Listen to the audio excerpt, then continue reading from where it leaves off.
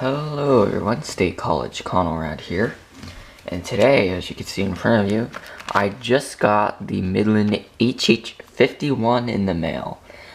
This has kind of been one of those radios that I kind of just wanted. Although it's not like a super advanced, super radio, it's basically just a camo version of the HH50, which is a very simple little pocket radio. It is quite rare, and I do like the mossy oak. The mossy oak looks extremely nice, especially for like a little radio like this. And also, this does have the new Midland logo, which I wasn't sure which one it would come with. I kind of just expected the new Midland logo, and yeah, it did. Anyway, and of course you can hear in the background probably my 120. It's complaining about bad reception after it failed to activate for the required weekly test. And you can also hear other Radio Shack radios complain about signal loss, but it's just genuinely kind of been annoying trying to fiddle around with the antennas every second. So unless something's going on, I normally just don't leave it. Don't try and fiddle around every second. Now, I probably really can't see this that well, but it is a bit yellowed. Yeah, I can't really see it. There it is. You can see how that is the actual weight the package should be, and the rest of it's yellow, and there's definitely, the package has definitely been worn down a bit, and it feels like as if this clamshell can almost just pop open. Maybe the glue has been coming loose is what I assume. But it just isn't there yet, so I'm still gonna have to cut it open. I would have liked just to pop it open and try and keep that packaging as new as possible. But anyway, we're just gonna open it up, and it should be pretty simple. I'm only actually gonna do 3 of the sides, and I don't want to cut any of the actual cardboard, anything, or paper or whatever that is. I kind of want to keep that as intact as well, but I will have to cut open the clamshell. Clamshells are kind of annoying too. Never had a clamshell to open. They're quite annoying, which is why I like boxed ones. But this is a portable radio. Most portable radios, except for Radio Shack radios, come in a clamshell, and just got it out. You can see the antenna here. It's a tiny little antenna. This is probably going to be on channel 4, I expect. I doubt this is going to get channel 6 clear. And I actually forget how to open this up. It's been a long time. The only time I've ever seen how to open it up is in Clay's radio reviews.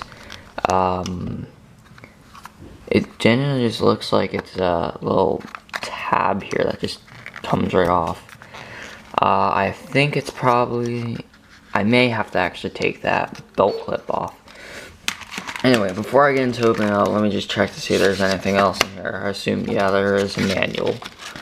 I actually just want to check this out. Maybe there's some rare manual, or maybe not, because this is a manufactured similar time to the WR 120, yeah, the first WR 120. I think it's a year or 2 ahead, so it should be very similar. In fact, it just comes with a manual. In fact, I thought it was gonna come with a product guide, but apparently not. I guess they don't do it with this. Anyway, let's see. Battery installment, push down on the battery slide. Oh, they're AAAs. I forgot about that. I thought they were still AA's. Anyway, it says just to push down on that and it should work. Like I've been doing, but it doesn't want to go. I don't particularly fancy trying to break this. Anyway, before I get into that, let me just do all the switches and buttons as normal. Just 3 buttons and a switch. Very simple radio.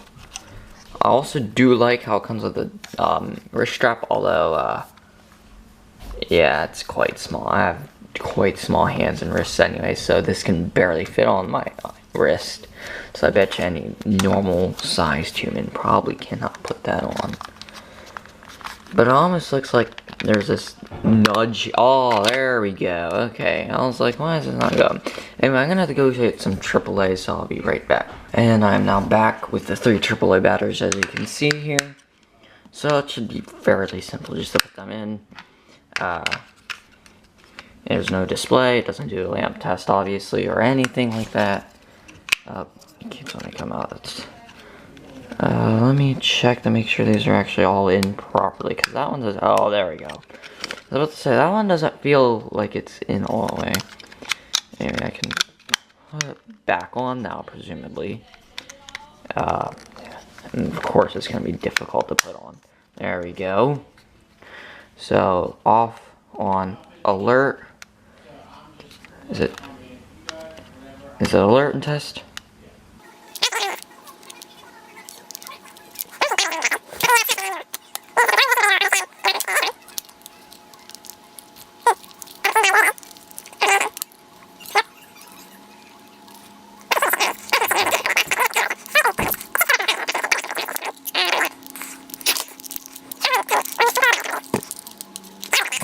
Okay, I am back. Turned out the battery just wasn't in all the way, so that's good. Rescan. There we go. Now for the official National Weather Service forecast for the Hagerstown and Martinsburg area in the surrounding WXM42 listening area. As you can hear, it's very tinny. West winds around 5 miles. Well, let's see if we can get W. In the upper 20. No, it doesn't look like it can. Mostly sunny. Anyway, it could get WXM42, which is all I really am worried about. This camera keeps. There we go. Mostly cloudy. Yeah, perfect. Rain after midnight. Anyway, Lows so in the upper. alert.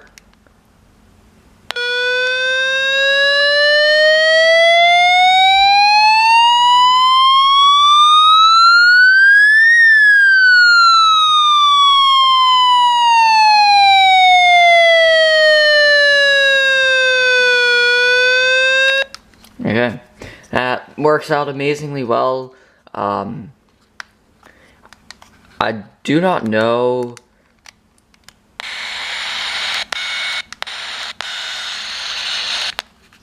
Lows in the upper There we go. 30s. Monday.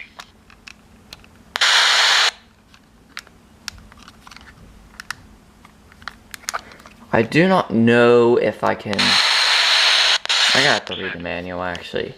So Northern Virginia mountain forecast. I just put this over here. You can listen to some no weather radio while I read this. Power off. The switch off. Does that make sense? Alert mode. Tonight, mostly clear in the evening, then becoming partly Adjusting cloudy. volume. Test button. Lows around 30. Wednesday, partly sunny. Highs in the upper 40s. Wednesday night, mostly cloudy. A slight change. Lows in the Yeah, mid-30s. you can definitely hear it doesn't really like Cloudy. um Rain other likely. channels that well. Highs So around like this is WXM42, comes in clear. The transmitter is quite close. It's like WWG52 better for all my radios because well, WWG52 is serviced by well, I mean that sometimes happens with all my radios. Anyway, I have to turn it off. And WWG52 is a state college radio station. Meanwhile, WXM42 is in Sterling, Virginia, and I like just having a state college radio station. Honestly, I like it having actual, because it gets forecast from my area as well.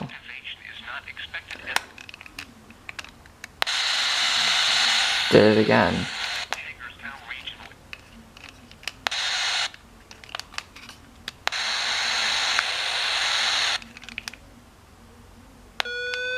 So I don't know what to do.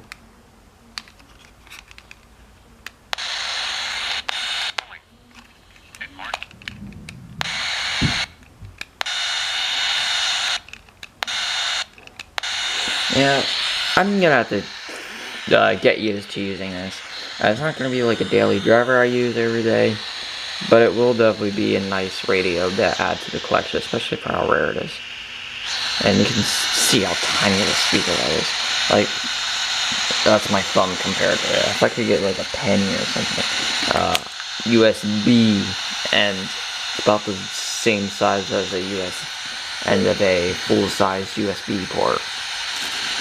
So, anyway, nice radio, really like it.